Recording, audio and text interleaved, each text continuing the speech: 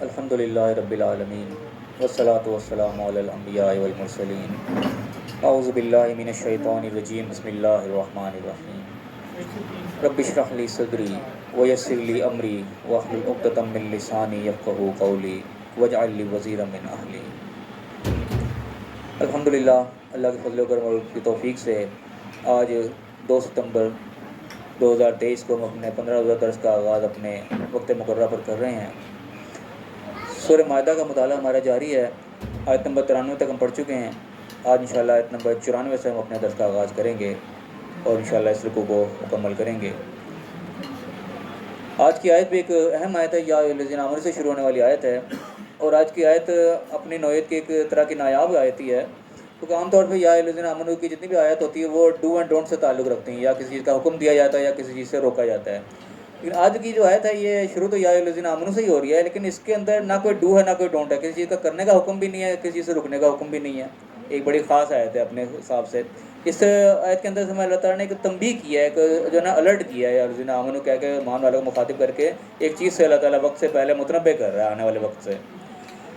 دیکھتے ہیں اللہ تعالیٰ نے کیا بیان کیا یہاں پہ۔ اعوذ باللہ من الشیطان الرجیم بسم اللہ الرحمن الرحیم یا ایھا الذین آمنوا، اے ایمان والو، اے لوگ جو ایمان کے دعوے دار ہو، سن لو کہ اللہ تعالیٰ کیا کہہ رہا ہے۔ لَيَبْلُوَنَّكُمُ اللَّهُ بِشَيْءٍ مِّنَ الصَّيْدِ، کہ اللہ تعالیٰ ضرور تمہاری آزمائش کرے گا ایک شکار میں سے کسی چیز سے۔ گویا کہ ایک چیز شکار کا اللہ تعالیٰ یہاں پہ تذکرہ کر رہا ہے کہ کیا اسی کنڈیشن ہوگی کہ تَنَالُهُ أَيْدِيكُمْ وَرِمَاحُكُمْ، کہ تمہارے ہاتھ بھی اس تک پہنچتے ہوں گے، تمہارے نیزے بھی وہاں تک پہنچتے ہوں گے۔ اب یہاں پہ کوئی حکم نہیں ہے یہ کرو یا نہ کرو، لیکن ایک تنبیہ کی جا رہی ہے کہ وقت سے ڈرایا جا رہا ہے کہ آزمائش کے بارے میں بتایا جائے گا، تم پر لازمی کہ آزمائش آئے گی ایسی کہ اللہ تعالیٰ تمہاری آزمائش کرے گا ایسے شکار کے ذریعے جس کو تمہارا ہاتھ پہنچ رہا ہوگا۔ اب یہ عام طور پہ یہ آیت جو ہے وہ حج کے متعلق بتائی جاتی ہے کہ حج میں حالات احرام کے حالت میں جب انسان ہوتا ہے اس وقت کی آیت ہے، لیکن یہاں پہ ایک بالکل جنرل طریقے سے اللہ تعالیٰ بتا رہا ہے کہ کہیں بھی اس کو اپلائی کیا جا سکتا ہے کہ اللہ تعالیٰ کہہ رہا ہے کہ تمہاری آزمائش ہوگی کسی ایسی چیز سے جس پہ تمہارا ہاتھ پہنچ رہا ہوگا، تمہارے رینج میں ہوگی وہ چیز، تمہارے نیزے اس تک پہنچتے ہوں گے۔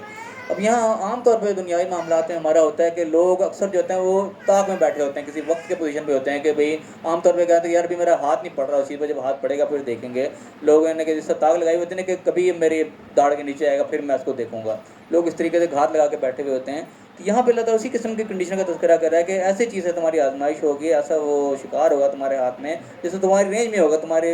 پہنچ وہاں تک پڑ رہی ہوگی، تم ڈائریکٹ اس کو پکڑ سکتے ہو، یا تمہارے رینج میں کوئی جیسے ہے نا کہ نیزہ میں کے رینج میں ہوگا، تمہارے ہاتھ میں آگے کوئی بندہ ہوگا جس کے ذریعے تم اپنا کام کروا سکتے ہو، ایسا موقع ملے گا۔ کیونکہ جس طرح کسی کے بدلہ لینے کا موقع ہوتا ہے، انسان طاق میں ہوتا ہے، تو ایسا موقع ملے گا تم جیسے بدلہ لے سکو کہ تمہارے رینج میں آ جائے گی وہ چیز کہ اب تم جیسے مرضی کے ساتھ کر لو۔ وہ تمہارے کہ آزمائش کا وقت ہوگا کہ ایسے وقت تمہارے پاس آ جائے گا، اور ایسا وقت یعنی کہ آیا جو کہ تاریخ میں نظر آتا ہے۔ آپ صلی اللہ علیہ وسلم نے جب مکہ فتح کیا، اس وقت جب فتح مکہ کے اندر داخل ہوئے آپ مکہ کے اندر، تو اس وقت یعنی کہ وہ لوگ آپ کے سامنے موجود تھے جنہوں نے زیادتیاں کی ہوئی تھی، ظلم کیے ہوئے تھے، سارا کچھ کیا ہوا تھا، اور وہ ایک ایسا موقع تھا کہ آپ صلی اللہ علیہ وسلم جس طرح چاہے ان سے بدلہ لے سکتے تھے۔ یعنی بتایا تھا کہ وہ لوگ باقاعدہ سہمے ہوئے تھے، ڈرے ہوئے تھے، پتہ نہیں ہمارے ساتھ کیا ہونا ہے، اتنے بڑا ایک فوج کی شکل میں آ رہے ہیں مسلمان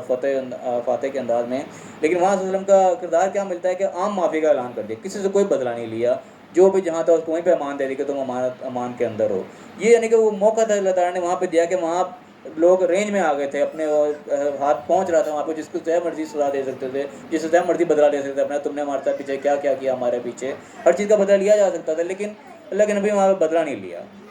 یہ ایسے کسی موقع کی طرف اشارہ کر رہی ہے کہ ہمیں بھی اللہ تعالیٰ سے آزمائے گا، ضرور کے ساتھ ہے کہ تمہیں ضرور آزمایا جائے گا۔ سبھی الذین آمنوا سب کو خطاب ہے اس میں کہ ضرور آزمائے گا تمہیں ایسی چیز سے جہاں پہ تمہارا ہاتھ پڑ رہا ہوگا، تمہاری رینج کے اندر۔ ہمیں بھی یعنی کہ گویا ایسا موقع ملے گا جس سے ہمارا کوئی پھٹا چل رہا ہو، کسی کا مسئلہ پڑا ہو، کسی کے کوئی غصہ ہوگا ہمیں اس کے اوپر، وہ کس دن ہماری رینج میں آ جائے گا بندہ، ہمارے پاس موقع مل جائے گا آج ہم اس سے بدلہ لے لیں۔ وہ ہمارا وہ وقت ہوگا کہ اللہ تعالیٰ نے اب ہم موقع دے دیا کہ بتاؤ اب تم اس کے ساتھ کیا کر سکتے ہو۔ تو ایسے موقع پہ یعنی کہ ہمیں کیا کرنا چاہیے، ہمیں وہاں پہ اسی کو دھیان رکھنا چاہیے کہ یہ ہو سکتا ہے میری کوئی آزمائش کا وقت ہو کہ آج میرے سے موقع ہے، میں اپنا سارا بدل حساب کتاب چکا سکتا ہوں۔ اب میں وہاں پہ کیا کرتا ہوں کہ اپنے نبی کا وہاں پہ اپنے دیکھو طرز عمل کے وہاں پہ انہوں نے کیا کیا تھا، یا کہ موقع سے فائدہ اٹھا لوں، ٹھیک ہے اس سے بدلہ لے لو۔ اب اس میں کیا کہ اللہ تعالیٰ کیوں کہہ رہا ہے کہ لیعلم اللہ من یخافہ بالغیب، یہ اللہ تعالیٰ اس چیز کی آزمائش یوں اس وجہ سے کرے گا کہ تاکہ اللہ تعالیٰ دیکھ لے اس چیز کو کہ کون اس سے غیب میں ڈرتا ہے، بغیر دیکھے، یعنی کہ اللہ تعالیٰ نے موقع دے دیا، اب یہاں پہ کوئی روکنے والا بھی نہیں ہے، صرف اللہ کی ذات ہی ہے جو دیکھ رہی ہے۔ اگر اس سے ڈر کے آپ نے وہاں پہ اس وقت اس کو درگزر کر دیا، چھوڑ دیا، معافی دے دی، تو پھر یعنی کہ وہ طرز عمل ہوگا جو نبی نے اختیار کیا تھا. اور انسان یعنی کہ اگر دیکھے کہ میں اگر اللہ سے معافی کا اپنے آپ کو مستحق ٹھہراتا کہ اللہ تعالیٰ میرے سے درگزر والا معاملہ کرے, میرے سے جو ہے مجھے پکڑ نہ کرے چھوٹی چھوٹی چیزوں پہ, تو انسان کو بھی آگے اسی طریقے کا طرز عمل رکھنا چاہیے کہ انسان کو پکڑ میں کوئی چیز آ رہی ہے تو انسان اس موقع پہ اس کو چھوڑ دے کہ ٹھیک ہے جا, میں تجھے معاف کر, موقع تھا میں تیرے سے بدلہ لے سکتا تھا لیکن میں نے نہیں لیا, کوئی بات نہیں. کیونکہ انسان خود اپنے آپ کو دیکھے کہ ہم انسان کتنی غلطیاں کرتے ہیں, کتنی خطائیں کرتے ہیں, اللہ تعالیٰ کی کتنی ہم سے نافرمانیاں ہوتی ہیں, کتنی ناشکریاں ہم سے ہو جاتی ہیں کہ اللہ تعالیٰ نے کیا کچھ ہمیں دے رکھا ہے, ہم اس کا حق نہیں ادا کر پاتے. تو اللہ تعالیٰ کا ہماری چھوٹی چھوٹی چیزوں کو پکڑنے پہ آ جائے تو ہم تو اس کے پکڑ سے چھوٹ ہی نہیں سکتے. ہم خود اس چیز کے یعنی کہ امیدوار ہم مجھتے ہیں کہ اللہ تعالیٰ ہم سے درگزر والے معاملہ کرے تب ہی ہماری کامیابی ہو سکتی ہے, ورنہ اگر ہماری غلطیوں پر اللہ ہمیں پکڑنے لگ جائے تو ہمیں ایک قدم بھی آگے نہ چل سکیں. اس چیز کا باقاعدہ اللہ تعالیٰ قرآن میں تذکرہ بھی کرتا ہے کہ اللہ تعالیٰ لوگوں کی کرتوتوں پہ لوگوں کو پکڑنے لگ جائے تو زمین پر ایک شخص بھی نہ بچے, اتنے انسان یعنی کہ غلطیاں کوتاہیاں کرتا ہے. تو یہ یعنی کہ اللہ تعالیٰ ایسے وقت کے دور میں اشارہ کر رہا ہے کہ ہمیں بھی ایسا آزمائش ایسی آئے گی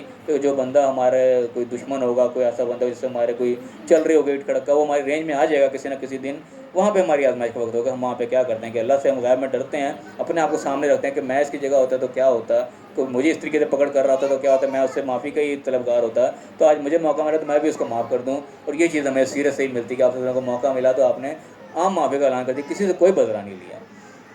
اللہ تعالیٰ فرمایا کہ فمن اعتدی بعد ذلک فلہ عذاب علیم. تو پھر جو اس کے بعد بھی جو ہے حد سے آگے گزرے گا, زیادتی کر جائے گا, جو یعنی کہ اس موقع سے فائدہ اٹھا جائے گا, اس اللہ تعالیٰ نے بتایا ہے کہ اس موقع پہ تم نے کرنا کیا ہے, لیکن جو پھر حد سے گزرے گا اس کے بعد بھی فلہ عذاب علیم, تو اس کے لیے پھر دردناک عذاب کی اللہ تعالیٰ نے یہ وعید سنا دی کہ جو اس موقع سے پھر فائدہ اٹھا لے گا, جو اسی رینج میں ہوگا کہ ہاں جی بس جس دن میرے داڑھ کے نیچے آئے گا تو میں اس سے بدلہ لے لوں گا, اور اس نے پھر وہ بدلہ لے لیا, اس موقع کو اس نے درگزر نہیں کیا, تو پھر وہ عذاب علیم کا یعنی کہ وہ دردناک عذاب کا پھر مستحق اللہ تعالیٰ ٹھہرا رہا ہے اس کو. پھر اگر اللہ تعالیٰ فرمایا کہ یا ایھا الذین آمنوا, پھر دوبارہ اب یہاں پہ ایک حکم آیا ہے کہ اے ایمان والو لا تقتلوا الصید وانتم حرم, تم شکار کو اس وقت قتل نہ کرو جبکہ تم حرم ایک ممنوع کنڈیشن کے اندر ہو. اب یہاں پہ عام طور پہ ترجمہ یہ تھا کہ جب حالت احرام کے اندر ہو, تو یہاں پہ جو عربی الفاظ ہیں وہ اس طریقے سے نہیں ہے کہ کنتم فی الاحرام, کہ تم احرام کے اندر ہو. حرم کا الفاظ اللہ نے استعمال کیا کہ جب تم کوئی بھی ممنوع کنڈیشن کے اندر ہو, جب آپ نے احرام پہن لیا وہ بھی ایک ممنوع کنڈیشن آپ پہ لگے کہ اس وقت آپ کے پابندیاں آ گئی کہ آپ نے یہ نہیں کرنا, شکار نہیں کرنا وغیرہ. اس کے علاوہ بھی کوئی بھی اگر ممنوع کنڈیشن آ گئی, آپ کو حکومت کی طرف سے کوئی آرڈر ہو گیا, یا کوئی بھی آپ کنڈیشن ایسے ہو جہاں پہ آپ کو ممنوع ہے آپ نے ان حدوں کو پار نہیں کرنا, آپ نے شکار نہیں کرنا, تو جب بھی ایسی حالت میں اللہ تعالیٰ یہاں پہ آرڈر دے کے منع کر رہا ہے کہ تم شکار کو نہیں مارو گے جب تم ایک ممنوع کنڈیشن کے اندر ہو. پھر کہا کہ ومن قتلہ منکم متعمدا, پھر جس نے جان بوجھ کے اس کو قتل کر دیا, جان بوجھ کے شکار کر لیا. یہاں پہ خطا کی بات نہیں ہو رہی کہ غلطی سے ہو گیا, کوئی حاجیوں کی گاڑی جا رہی, بس جا رہی, کوئی اچانک کوئی جانور آ گیا مارا گیا اس میں, وہ اس کے اندر شامل نہیں ہے. متعمدن کی بات رہی جس نے جان بوجھ کے جو ہے وہ قتل کر دیا شکار کو, حالانکہ وہ ممنوع کنڈیشن کے اندر تھا, وہاں پہ اس کو منع تھا شکار کرنا, اس کے باوجود اس نے ایک شکار کر دیا. فجزاؤ, پھر اس کا بدلہ یہ ہے کہ مثل ما قتل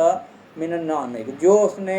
قتل کیا, جو شکار اس نے مارا ہے, وہ ہرن ہے, کوئی بڑا جانور ہے, چھوٹا جانور ہے, جو بھی اس نے شکار کیا ہے, تو اس کے بدلے کا, کہ اس کے برابر کا کوئی جانور اس کو دینا پڑے گا. تو کیا ہوگا کہ یا قوم بہی ذوا عدل منکم, کا فیصلہ کون کرے گا؟ تم میں سے جو دو معتبر شخص ہوں گے جن کی بات کو مانا جائے گا, جو کہ ایماندار بندے شمار ہو رہے ہوں گے, وہ اپنے میں سے سلیکٹ کیے جائیں گے, وہ فیصلہ کریں گے کہ جو تم نے شکار مارا ہے اس کے بدلے کا کون سا شکار تمہارا پورا پڑتا ہے. کوئی بکری اس کے پوری آئے گی, یا کوئی گائے آئے گی, جو بھی اس کے ہم پلہ ہوگا وہ اس کے بدلے اس کو دینا پڑے گا, اس کو جرمانے کے طور پہ. ہدیم بالغ الکعبہ, وہ ہدیہ ہوگا جو کعبہ جائے گا, وہاں پہ جا کے ذبح ہوگا, وہاں تقسیم ہوگا.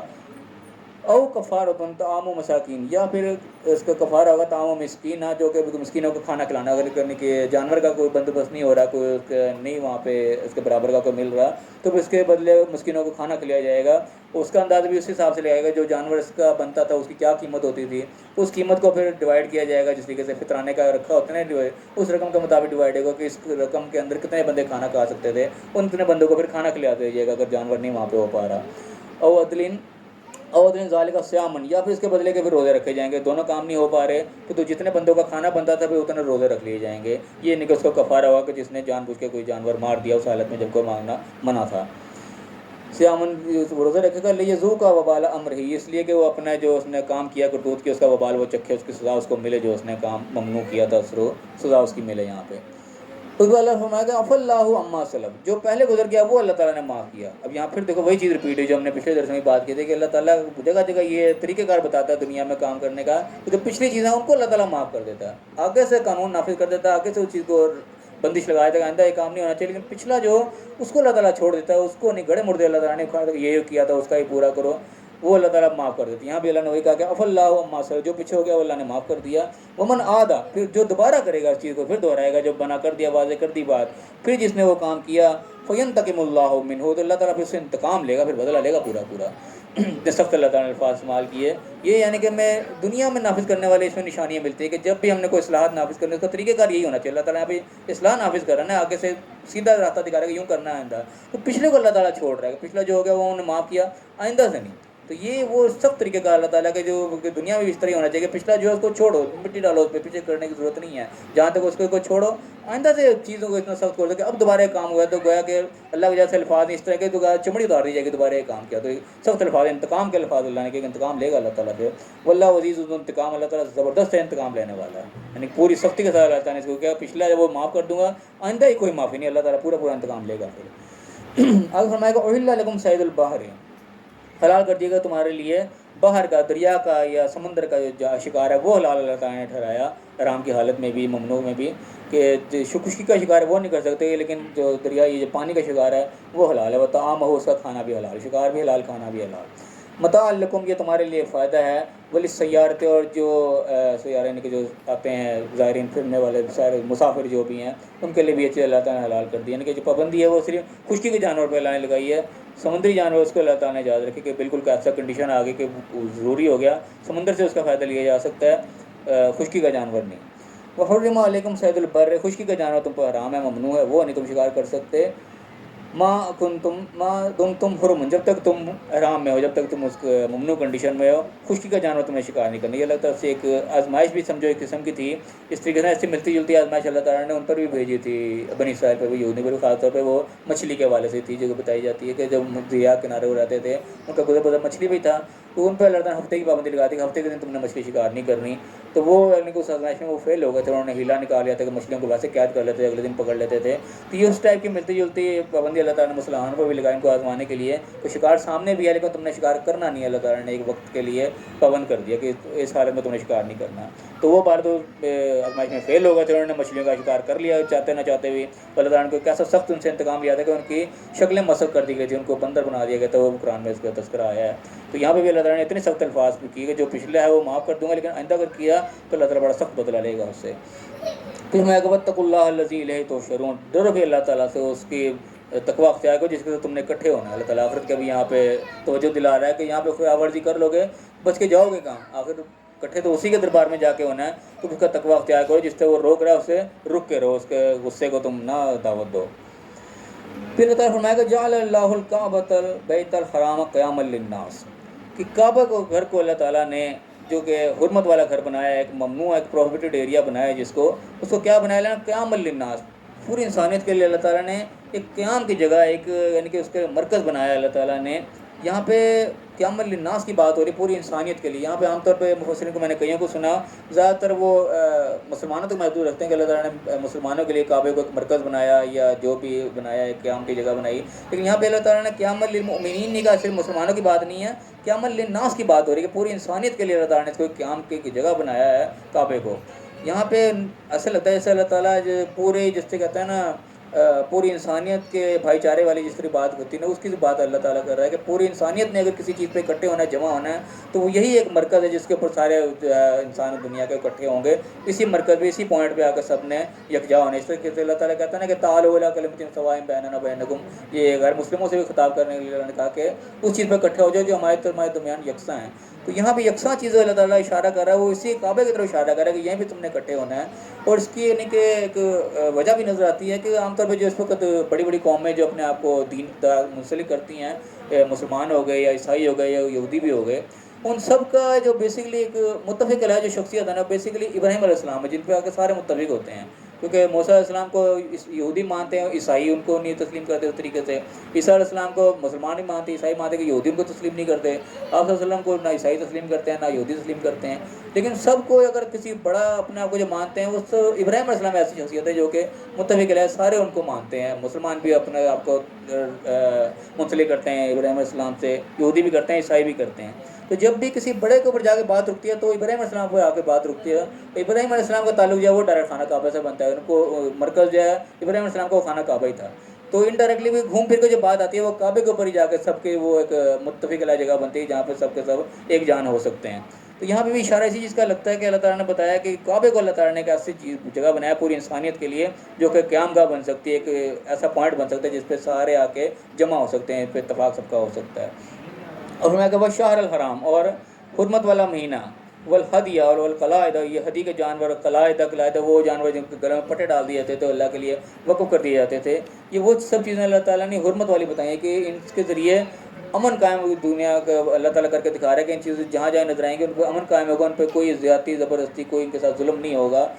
یہ اللہ تعالیٰ نے یہاں پہ بتایا. کیوں کہا کہ ذالک لتعلموا, یہ اس لیے اللہ تعالیٰ نے سارا کچھ کیا تاکہ تم جان لو ان اللہ یعلم ما فی السماوات و ما فی الارض, جو کچھ آسمان و زمین کی چیزیں ہیں اللہ تعالیٰ کو سب کا علم ہے کہ کون سی کنڈیشن میں کیا چیز حکم نافذ کرنا ہے, کس طریقے سے لوگوں کو اکٹھا کرنا ہے, کس طریقے سے امن قائم کرنا ہے. یہ اللہ تعالیٰ کے علم ہے. اللہ تعالیٰ نے اس کے لیے احکامات جاری کر دیں گے, یہ تم کرو, تمہارا امن بھی قائم ہوگا, تمہارے بھائی چارہ بھی قائم ہوگا, تمہاری یکجہتی بھی قائم ہوگی. اللہ تعالیٰ نے اس کے مطابق سارے احکام دے دیے. وَأَنَّ اللَّهَ بِكُلِّ شَيْءٍ, اللہ تعالیٰ ہر چیز کا جاننے والا ہے. یعنی کہ جس طریقے سے امن قائم ہونا ہے, جس طریقے سے ساری چیزیں ہونی ہے وہ اللہ کے علم ہے. کس طریقے سے نافذ ہوگا اللہ تعالیٰ نے اس کے مطابق سارے احکامات دے دیے. نافذ کرنے کی بات ہے, جو نافذ کریں گے تو اس کے ذریعے امن بھی قائم ہوگا, بھائی چارہ بھی قائم ہوگا. جس طریقے سے غیر مسلم بھی بڑے عالمی بھائی چارے کی بات چیت کرتے رہتے ہیں, بھائی چارے کا درس بھی اللہ تعالیٰ اسی قرآن بھی دے رہے کہ اس طریقے سے تم بھائی چارہ قائم کرو کہ آپس میں ایک پوائنٹ کے اوپر اکٹھے ہو. اشارہ تعالیٰ بار بار نا اکٹھے ہونے کا اشارہ کرتا ہے کہ ایک پوائنٹ پہ سب نے ہونا ہے. اس ایک پوائنٹ کو اللہ تعالیٰ نے کعبے کے تعبیر کہ وہ تمہاری چیز ہے جو پھر تم اکٹھے ہو سکتے ہو. وہ ابراہیم علیہ السلام کے ذریعے سارے تم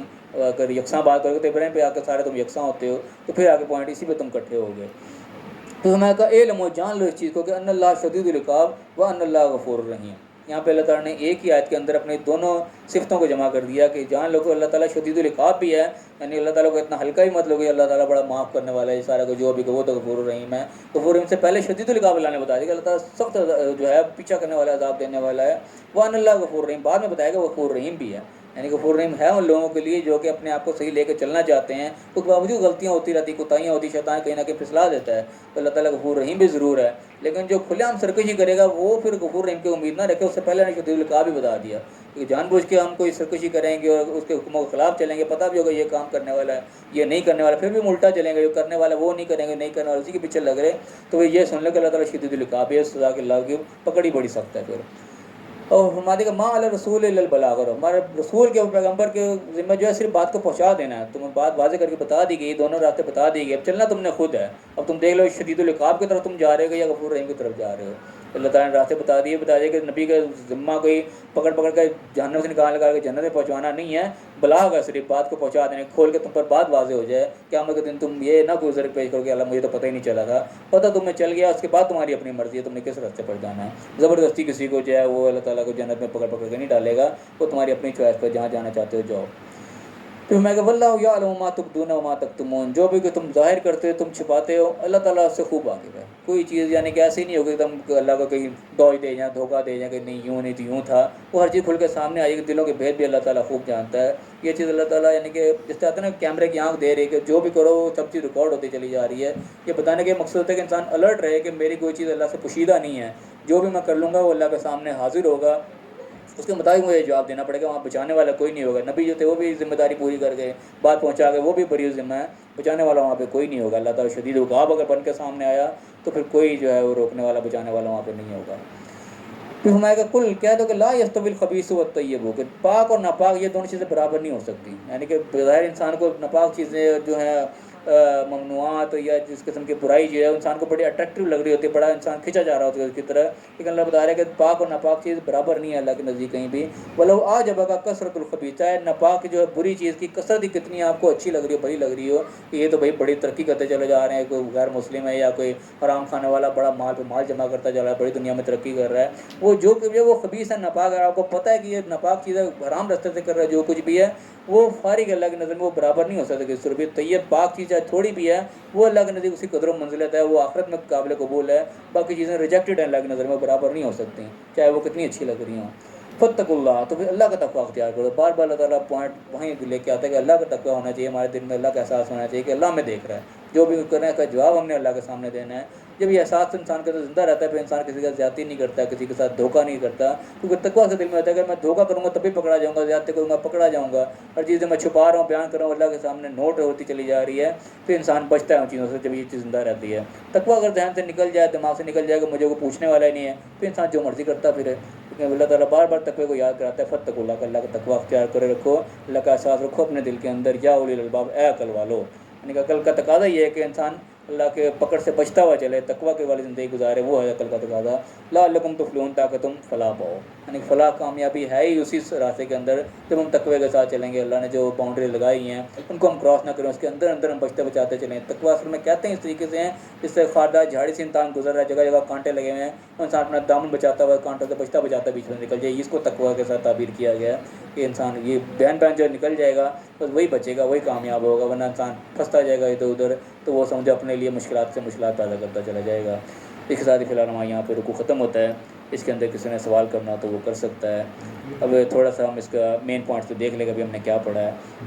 سب سے پہلی چیز جو ہے تو یا الذین آمنوا کہ اللہ نے جو الرٹ کیا ہمیں، وہ اللہ نے یہ کہا کہ تمہاری آزمائش ضرور ہونی ہے۔ سب سے پہلے ہم یہ چیز رکھیں کہ ہماری آزمائش ہونی ہے۔ وہ اللہ تعالیٰ نے بتایا کیسی ہوگی، کہ ایسے شکار سے ہوگی جہاں تک تمہارا ہاتھ پڑ رہا ہوگا، تمہارے نیزے ہاتھ اس تک پہنچ رہے ہوں گے، یعنی کوئی چیز ہماری رینج میں آئے گی، اس رینج میں لا کے ہم نے اس کو چھوڑنا ہے، تب وہ ہم اس امتحان میں کامیاب ہوئے۔ ورنہ رینج میں آئی اور ہم نے اس کو رگڑ دیا تو بس پھر سمجھو کہ ہم امتحان میں فیل ہو گئے۔ اس کی جو ہے تاریخ میں گواہی بھی مل گئی کہ کیسے اللہ کے نبی نے رینج میں آئی ہوئی چیزوں کو کیسے اللہ تعالیٰ نے معاف کیا، اللہ کے نبی نے معاف کیا۔ تو باقی جو بھی اس سے حد سے آگے نکلے گا پھر عذاب علیم کا اپنے آپ کو عذاب کا مستحق وہ سمجھ لے کہ وہ ہو گیا۔ اس کے بعد حرام کے حالات میں ہے کہ تم نے شکار کو نہیں مارنا، جان کے جو کسی نے مارا تو اس کے اوپر وہ اس کو پڑے گا وبال، اس کو فدیہ کا جو دینا پڑے گا، اس کو کفارہ وغیرہ ادا کرنا پڑے گا۔ ہاں لیکن جو دریا کا سمندر کا جانور ہے اس کو اللہ تعالیٰ نے حلال رکھا، وہ تم جیسے مرضی شکار کر سکتے ہو، اس کے اللہ نے فائدہ رکھا۔ یہ دو چیزیں ہو گئیں۔ اس کے بعد کعبے کی طرف سے اللہ نے بات کی کہ کوئی اللہ تعالیٰ نے پوری انسانیت کے لیے ایک مرکز بنایا ہے کہ وہ جس کا پروہیبٹڈ ایریا ہوتا ہے اس کو ایک، یا جس طریقے سے کیپٹل ہوتا ہے کسی چیز کا، پوری دنیا کا کیپٹل اللہ تعالیٰ نے خانہ کعبہ کو یہاں پہ بتایا کہ مین چیز یہ ہے جہاں پہ آ کے سب لوگ ایک جگہ اکٹھے ہو سکتے ہیں۔ یہ وہ پوائنٹ ہے جس پہ کہ تعلق کلمۃ سواء بیننا وبینکم والی بات ہے کہ اس چیز پہ یکساں ہو جو ہمارے، اس پہ ہم کم از کم اکٹھے ہو جائیں، باقی اختلافات بعد میں دیکھتے رہیں گے۔ وہاں پہ اللہ تعالیٰ نے کعبے کی طرف اشارہ کیا کہ اس طرح تم اکٹھے ہو آگے۔ اس کے بعد اینڈ پہ جو چیز آ گئی وہ آگے کہ ہم نبی کے ذمہ داری جو ہے رسول کی، وہ صرف بات کو پہنچا دیں، اللہ تعالیٰ جگہ کھول کھول کے باتیں پہنچا دیں اللہ تعالیٰ نے، باقی ہماری مرضی کہ ہم جس طرح مرضی جانا چاہیں۔ اور پھر بتا دیں کہ پاک و ناپاک چیزیں، ناپاکی دنیا میں زیادہ نظر آتی ہے، ہمیشہ اٹریکٹیو نظر آتی ہے، وہ اچھی بھلی لگتی ہے انسان کو، اس کو خوبصورتی زیادہ کھینچتی ہے، لیکن بتا دیں کہ یہ دونوں چیزیں الگ نزدیک برابر نہیں ہیں۔ ہم تقوی کے ساتھ ہی زندگی گزاریں گے، چاہے برائی ہمیں کتنی بھی اچھی لگ رہی ہے، اس سے ہم اپنے آپ کو بچتے بچاتے نکلیں گے، تبھی ہم کامیابی ڈالیں گے۔ اگر وہ برائی کے اندر ہم نے کھینچ لیا، اس کی اٹریکشن نے ہمیں اپنی طرف اٹریکٹ کر لیا، تو پھر ہم کامیاب نہ ہو، پھر ہم ناکام ہو گئے۔ یہ اللہ تعالیٰ نے باتیں ہمیں کھول کے بتائیں۔ اللہ تعالیٰ میں صحیح سمجھنے کی، صحیح عمل کرنے کی توفیق عطا فرمائے اور دنیا آخرت دونوں جگہ کامیاب فرمائے، آمین۔ وآخر دعوانا ان الحمد للہ رب العالمین۔